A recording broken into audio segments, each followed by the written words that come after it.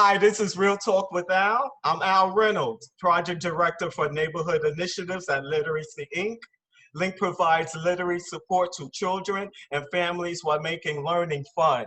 Link is also part of the READS initiative, where 10 literacy organizations support children from birth to 5th grade, helping them to achieve in school. Real Talk with Al is all about the 2020 census. And today with me, I am so happy to introduce Wilfredo Florentino. Wilfredo is a lifelong Brooklynite, community advocate. He is a U.S. Army veteran and has served as Transportation Committee Chair of Brooklyn Community Board 5 since 2014. Wilfredo lives in East New York with his husband, 2 daughters, and a dog. Welcome to Real Talk with Al. Thanks so much for having me, Al. I appreciate it. No, it's great. And yay, a brother from Brooklyn. All right. So yes, sir. Yeah, so I'm gonna call you Wilfred. Is that okay? Will is just fine now. Will is just okay. Fine. Great. So I was trying to read your full bio, but it would take up all of the time we have. So if you can tell me a little bit more about yourself and your community work in Brooklyn. Absolutely. So born and raised in Brooklyn, product of New York City Public Schools. I've literally dedicated my entire life to service, from serving in the United States military as an honor guard, to serving my community board for the past 11 years. Wow. My husband, we founded the only theater company in East Brooklyn dedicated to producing socially relevant theater.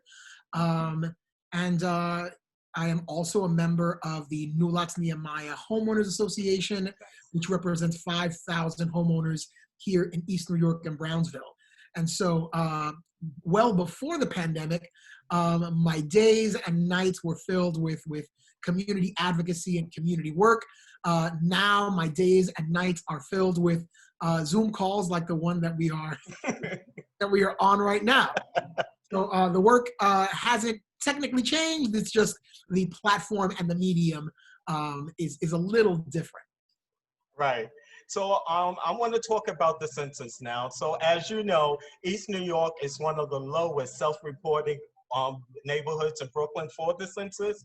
What are some of the reasons why, and what can we do to overcome this? That's a really great question, Al.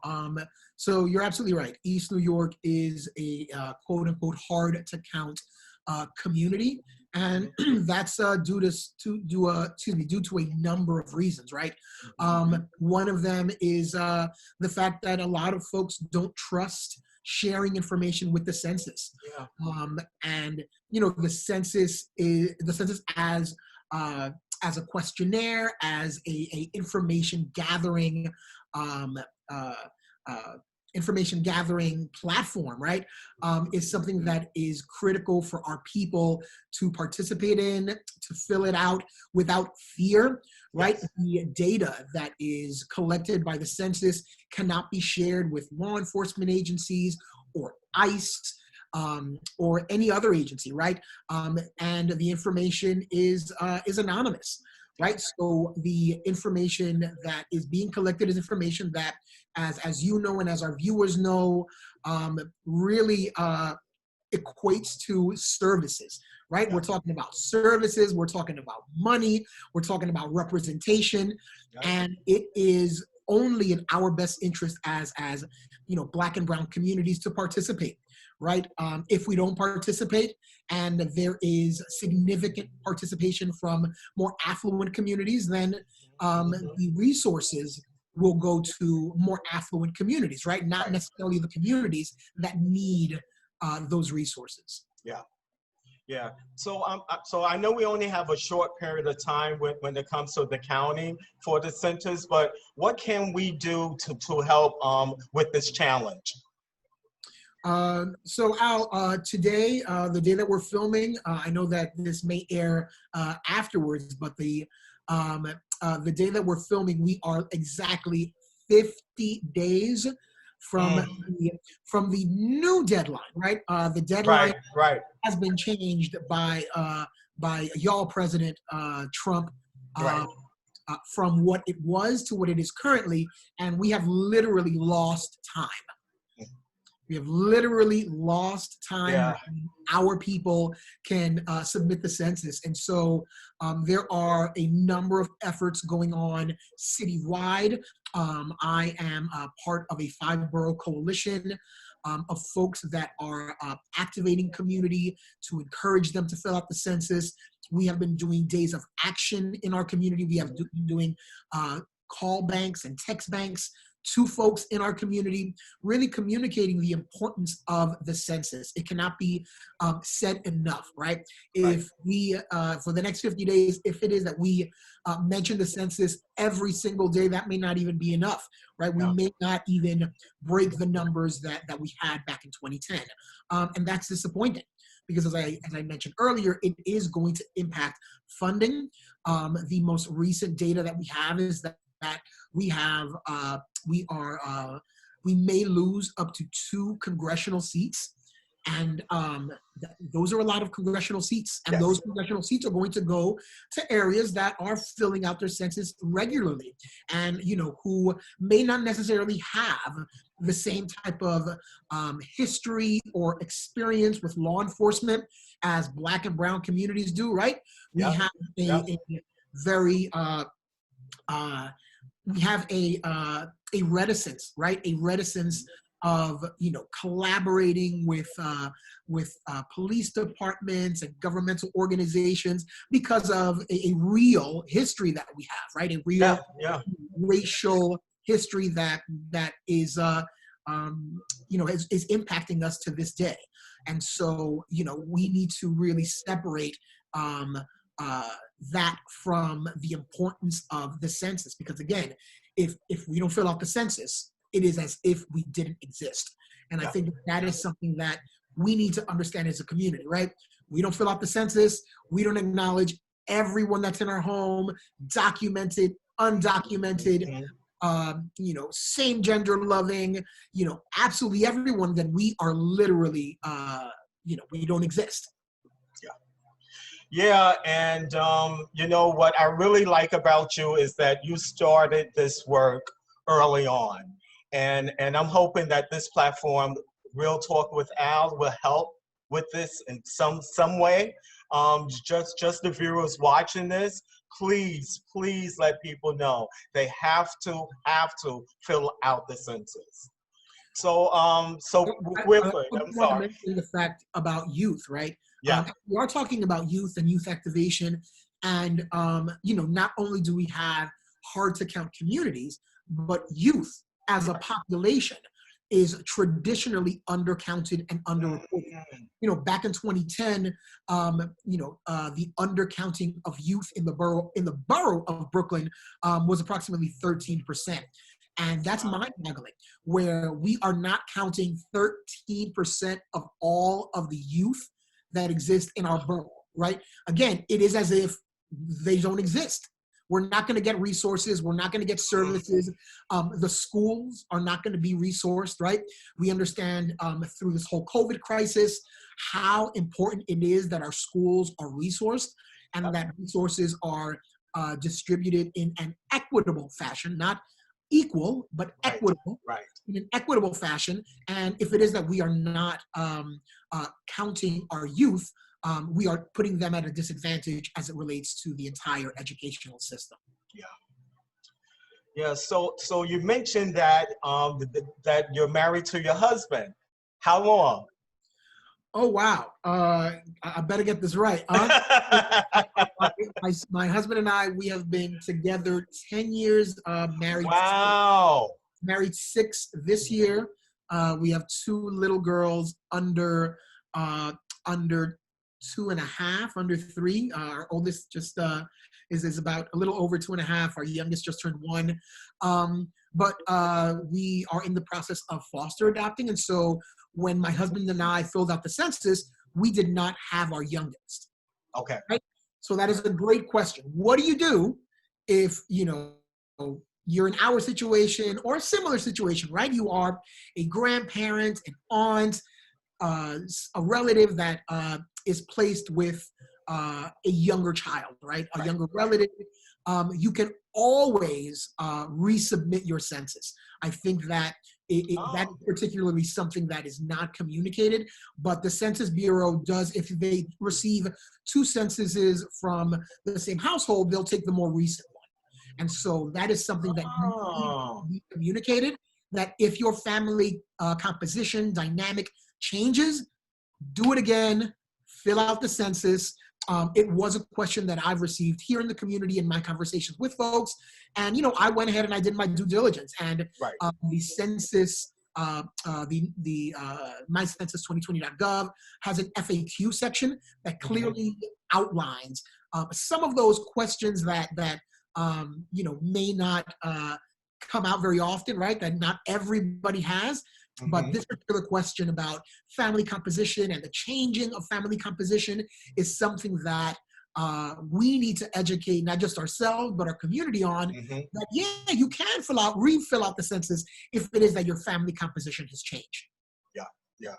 Wow. You just taught me something new. I had no idea. Thank you. And I'm going to share that for sure. So I want to ask you, so you shared that you've been married to your husband for 10 years. How does the census affect the gay community? Yeah, that's a really great question. And so for the first time ever in history, the census is asking about same-gender loving relationships. And I think that is historic. But again, if same-gender loving folks aren't filling out the census, to acknowledge the fact that they are living with the same gender partner, then again, it is as if we don't count. And so we were very intentional. In 2010, my husband and I were not together. We didn't meet until September-ish, and so the census had already passed. Back then when the census was on a very different timeline. But this is the first time in my lifetime that I'm able to acknowledge my husband in the census document. And I think that is absolutely transformative. And, 100 years from now, when the results are public, I think the actual number is closer to 75 years. I know that our viewers can look that up. But there is an actual number of years when the census data becomes public. But when, folks, again, 100 years from now, look back, they will see that there were X many same-gender loving folks living together.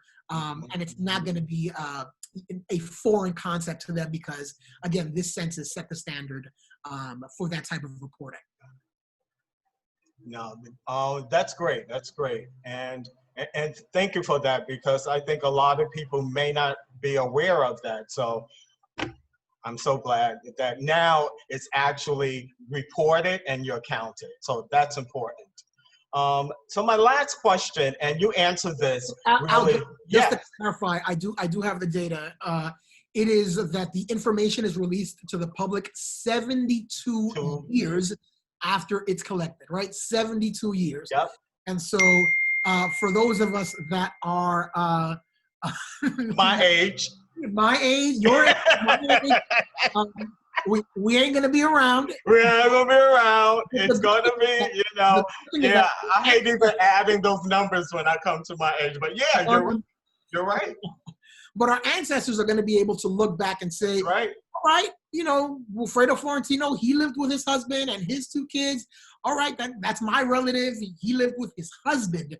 I mean, and that type of information that, again, has never been collected before is really transformative.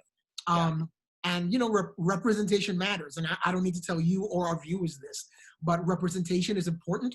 And the fact that, 72 years from now, folks can look back and see that they were same-gender loving, rather that there were all of these same-gender loving relationships under the same household, all filling out the census at the same time, is going to be transformative. And not only that, it's like it's a gay family, right? So you have a husband with 3 children, because in 72 years, you'll definitely maybe have 3 or even more generations to come with your children and grandchildren. But yeah, it's so great to be like, this is when all of this was being counted. This is when, for the first time, the United States really took a pause and said, yes, let's ask about people's gay loving and their sexuality. And I think it's really important. So I had the final question to ask you, but you answered majority everything about what I'm going to ask in terms of what type of the obstacles that people are facing to be counted. But we talked about the different population, the gay community, the black and brown, which includes everything, right? So I want to talk a little about those families who are undocumented, that you know our current administration is trying to create these barriers to try to count these families. So how would this affect Brooklyn? What I will say is I'll mention it in Spanish, and that is que hay que llenar el censo. El censo hay que llenarlo. The census, again, does not ask questions about citizenship. As we all remember, that was something that this current administration was trying to force upon the census, really to create a narrative around, who is in our country and who shouldn't be in our country. But the purposes of the census is not to omit anyone. The purposes of the census is to count everyone, right, regardless of your immigration status, regardless of your sexuality, regardless of your age. The census is meant to count everyone. It is an accounting of the number of people in our country. And so, again, the concerns that a lot of the folks who, immigrants in particular, a lot of their concerns are absolutely valid, because as we know, ICE is at a level right now, or rather it is operating at a level never before seen. And literally, they are overstepping a lot of the bounds that were set when ICE was created.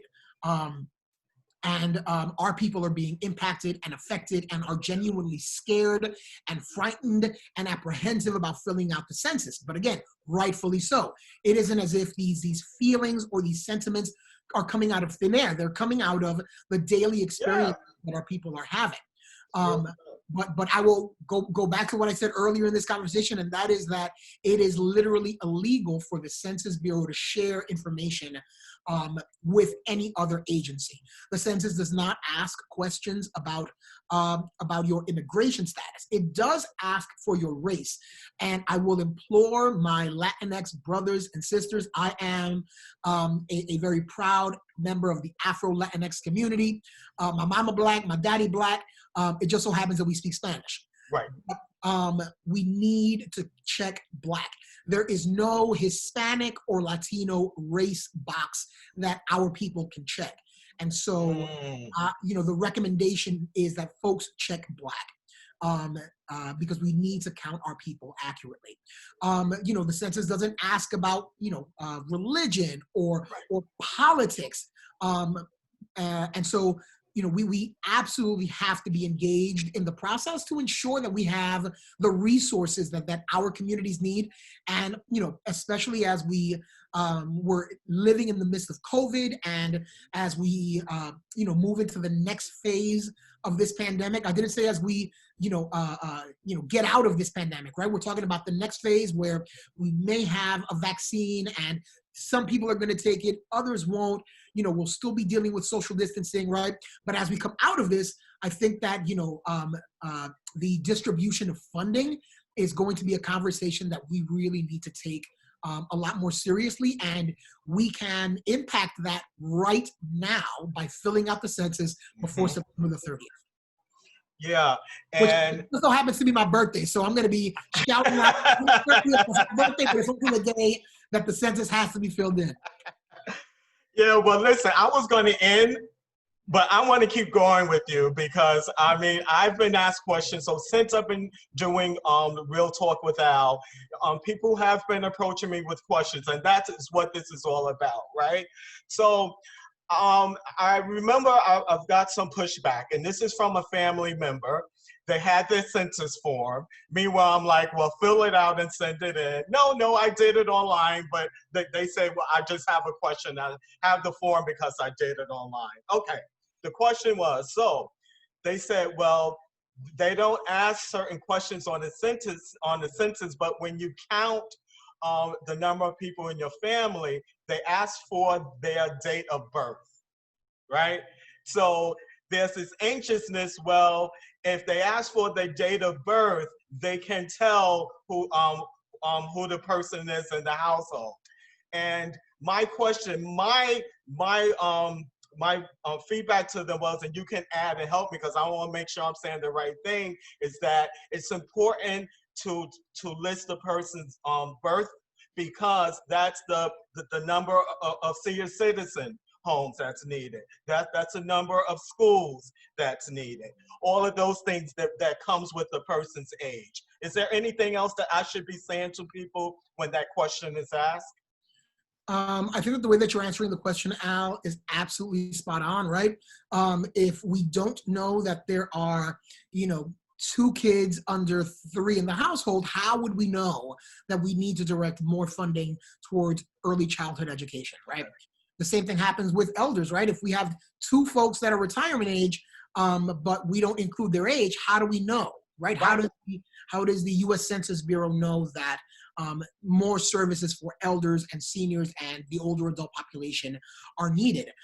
Additionally, including individuals' age and date of birth ensures that individuals are only counted once, right? If you don't put, if you put that there are, 5 kids under 10 and you don't list their ages, and then somebody else in the household fills out the census, you fill it out a second time, a lot of confusion can come about because that we don't have the actual birth dates to make sure that, okay, these 5 kids, we have their birth dates, and so we know that those balance out, right?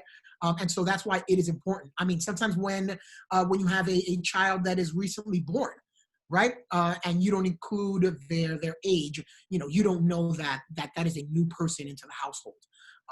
So it is absolutely critical, not only for the distribution of services, but to ensure that folks are only counted once. And we do want folks to not be over counted. We want to be counted accurately. All right. Well, thank you. Well, this has been an amazing interview, and it ran over time because you know a lot about the census, and I love the information you shared, because there are things that I've learned just talking to you, which has been great. And people, like I said, have been approaching me, so now I actually have more answers to those type of questions. So I want to thank you. Thank you so much, Al, for having me. I sincerely appreciate it. And again, September 30th is my birthday. No, it's not my birthday. It's my birthday, but it is the date. Make sure to fill out the census, September 30th. September 30th. Okay. All right, for sure. And I want to let everyone know, for more information about Literacy Inc. and all of its amazing programs, go to linknyc.org, sign up, and be a part of it. Thank you all. Thank you, Al.